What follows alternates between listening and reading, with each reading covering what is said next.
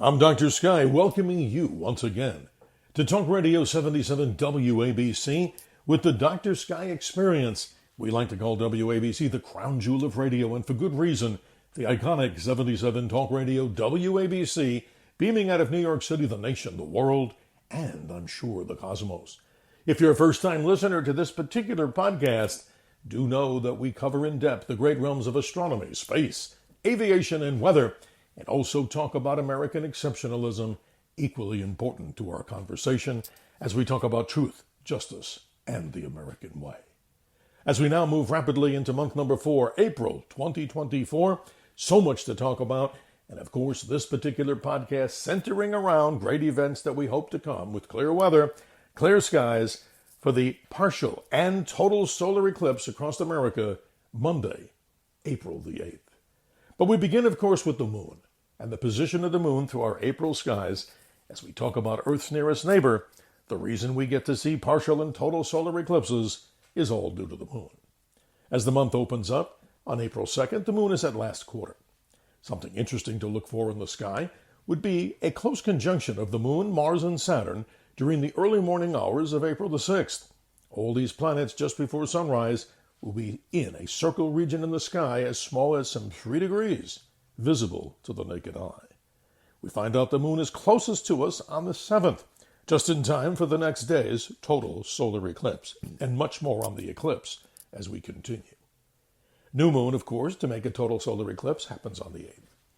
Then the moon magically starts to wax in our sky, visible just after sunset, creeping higher and higher across the ecliptic, the path we call the zodiac. It reaches first quarter on the 15th, and then, at that particular time, if you have a telescope or a pair of binoculars, in Dr. Sky's opinion, that's me, it's the best time of the month to scan along the light and dark line to get the best shadow relief as you see craters, shadows, and the vast oceans that once were thought to be on the surface of the moon. We call these the mare. Interesting beyond that is the moon is at apogee, that is farthest from this particular planet Earth, on the 20th. And then we find out on the 23rd, as the moon continues to go gibbous and then full, the beauty of the full pink moon on the 23rd of April. As I mentioned before, a great planetary conjunction on the morning of the 6th, the moon, Mars, and Saturn, all within that 3-degree circle in the sky just before sunrise. And if you're interested in seeing other close conjunctions in the sky, why not try this? On the morning of the 7th, just before the eclipse, the moon is near the planet Venus, forming a beautiful conjunction just before eclipse time. And a couple of other interesting events that happened during the calendar month of April. One of the better meteor showers of the year, known as the Lyrid meteor shower, it will actually peak on the early morning hours of April the 22nd. But before we get too excited about that, as I mentioned before, just know that the nearly full moon may wash out many meteors. But still, it's a good opportunity to look into the sky, where on the evenings of the 21st and the night of the 22nd, yes, if you look into the northeastern sky around midnight, you'll notice a fairly bright blue star called Vega. That's in the constellation of Lyra the Harp. This is the general region of where these particular meteors are coming from. But now, for the rest of this podcast edition here on the Dr. Sky Experience, we naturally cover the great eclipse that's about to happen. But where will you be? What will your weather be like? And to answer all those questions, we recommend that you go to our new website just dedicated to the eclipse, and that is simply drskyeclipse.com, D-R-S-K-Y eclipse.com. And don't forget, the most important thing we can talk about health and safety here is that by now I hope you've acquired a pair of the safe ISO-certified solar glasses. Still time, possibly, to get those in time for the eclipse, but our supplier, of course, has to verify that with you once you place your order, that delivery would be made in time for the eclipse.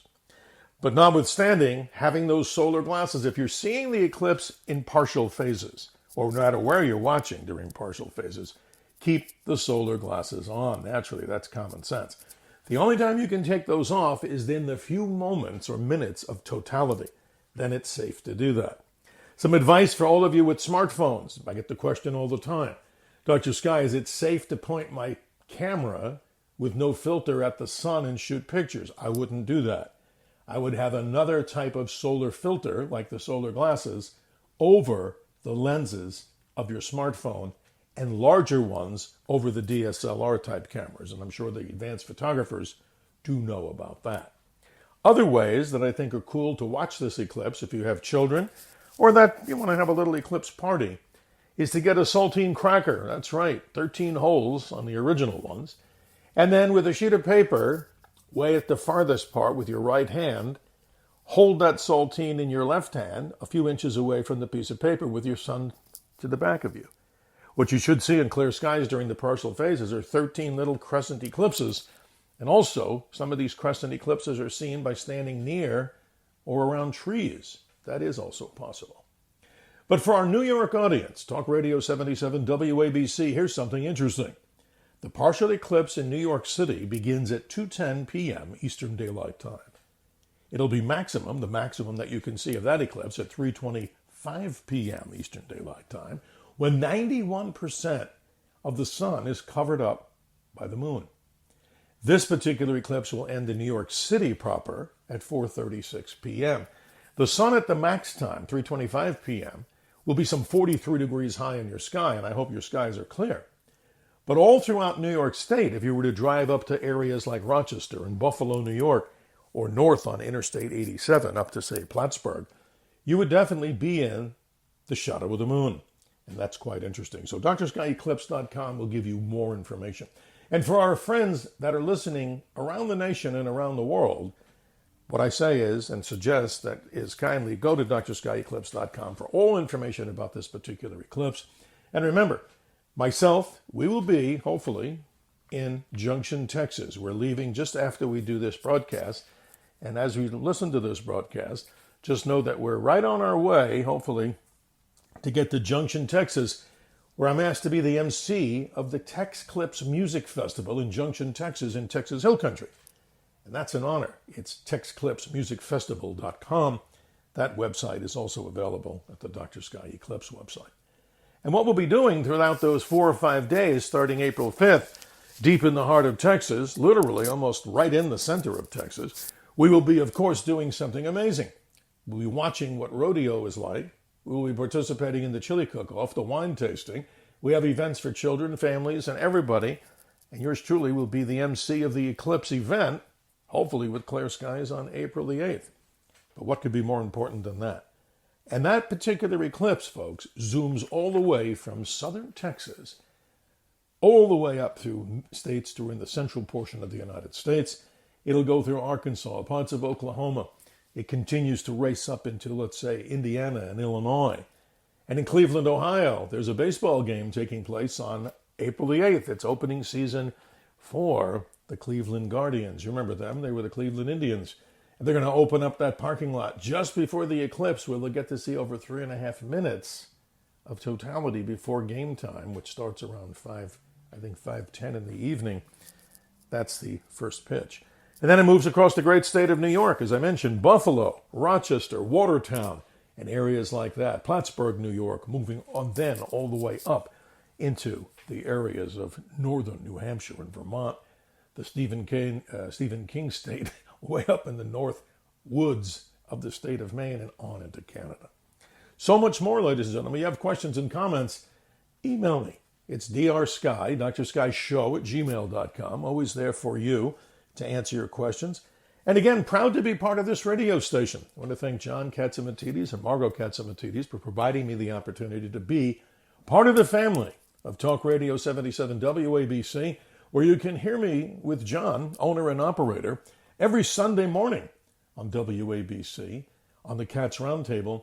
And then, as we do every other Wednesday at 1 a.m., on the great show that Frank Morano does, The Other Side of Midnight, where he agrees, and I certainly am proud to do it, we transformed the name of that radio show for that hour, 1 a.m. every other Wednesday, yes, indeed, to Cosmic Conversations on the things we're talking about here. So clear skies, good health. Hope everybody has a chance to see this eclipse, because if you miss it, the next of the major eclipses, total solar eclipses that are coming to the continental United States, meaning the 48 states, will be on August 12th of 2045, when that, of course, eclipse path comes from the Pacific Northwest, skirts into the state of Utah, down, I believe, along Texas, and moves all the way down to Florida in Fort Lauderdale, Nassau in the Bahamas, where 6 minutes and 6 seconds of totality would eclipse, no pun intended, the 4 minutes and 27 seconds of eclipse that are going to be seen in northern Mexico and southern Texas. Other events, if you're looking to be a world traveler, don't forget on August 12th of 2026, a total eclipse of the sun takes place over Greenland, Iceland, and portions of Spain. And how about this one? If there are any fans out there listening right now to the Dr. Sky Experience that are very much interested in eclipses in Egypt, with the great history in Egyptology, August 2nd, 2027, a beautiful total solar eclipse takes place in Spain, North Africa, and literally goes over the portions where the Great Pyramids are in the Valley of the Gods. That will be a most amazing experience deep in the heart of Egypt. Dr. Sky reminds you always what? Always remember to keep your eyes to the skies. Simply, I'm your navigator on the highway to the heavens. On this highway, there are no tolls as of yet. So sit back and enjoy the ride. And we appreciate the opportunity to be part of this great radio station, well over 102 years young.